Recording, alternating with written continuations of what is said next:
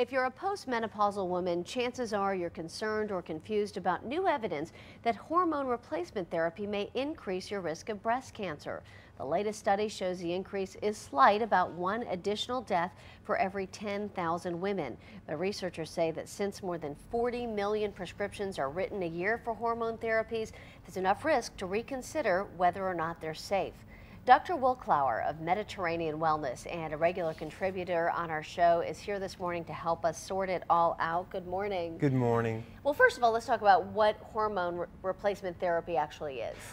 Hormone replacement therapy, HRT, is a treatment for the symptoms of menopause. So as women age, their ovaries shut down production of estrogen, and that shutdown can be staggered and unpredictable, and the symptoms of that can be unpredictable as well. They can be mild, they can be moderate, they can be very severe. Okay. And the HRT is a treatment for those symptoms. Okay, let's talk about what the symptoms of menopause are, first of all, that we're talking about. Yeah, right. The cardinal symptoms include hot flashes and vaginal dryness and atrophy, as well as the atrophy of the lining of your urinary tract as well. And both of those things can lead to increased infections. There's also mood changes that can happen as a result of those. Okay. And you know, I have to say, people will say, hot flashes, how bad could it be? Oh, it's your own personal summer. You're having a power surge, and all that sounds funny.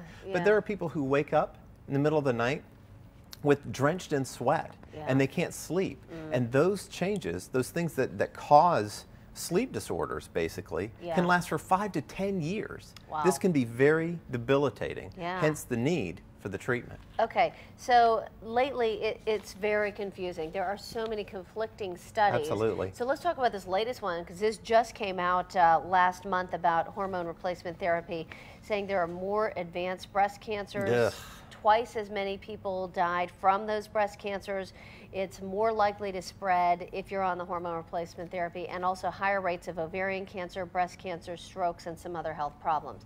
So how do you put that with all this other information we've got? I know. Well, the HRT as a therapy had started out being kind of the golden boy, because not only did it alleviate the symptoms, but it was also supposed to improve your heart health. It was supposed to protect your heart from heart disease. Well, in 2002, the study, the Women's Health Initiative, showed that not only did it not protect your heart, it increased your risk of heart disease and breast cancer.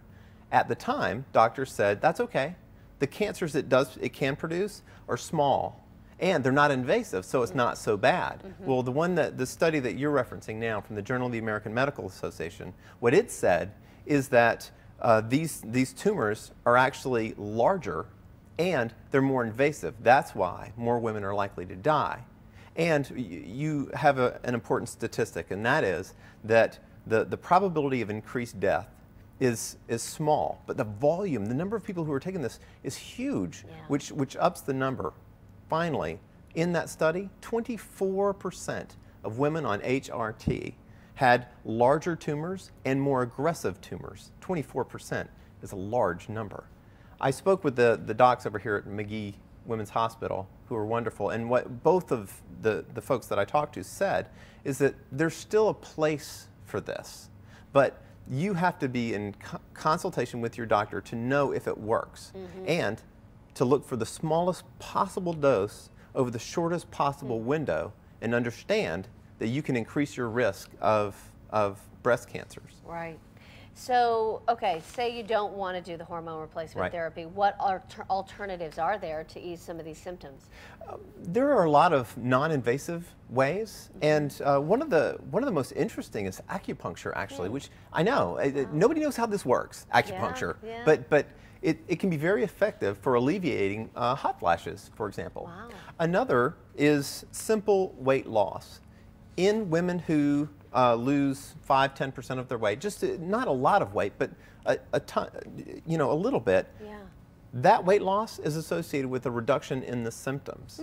Wow. So weight loss does it, and if you have, if you do aerobic exercise during the day, that evening your probability of hot flashes decrease. Wow. So, and that goes along with the weight loss as well. And also chiropractic? Yeah, or absolutely. I don't know how you say that. Chiropractic? Chiropractic, Yeah. yes. How Yes. does that help? Exactly. The mechanisms are not well understood, and it's just like acupuncture. What we know is that these can be effective treatments for alleviating the symptoms, but the physiology behind it is I read the studies, and what they say is that it somehow balances your hormonal systems, which is code for we don't know. It works, but we're not sure exactly why. Okay, and what is biofeedback as an alternative? Biofeedback is a method for you interacting with a computer algorithm that they have, and you get feedback of your neural activity as you're doing that, and you can control that neural activity by the things that you do.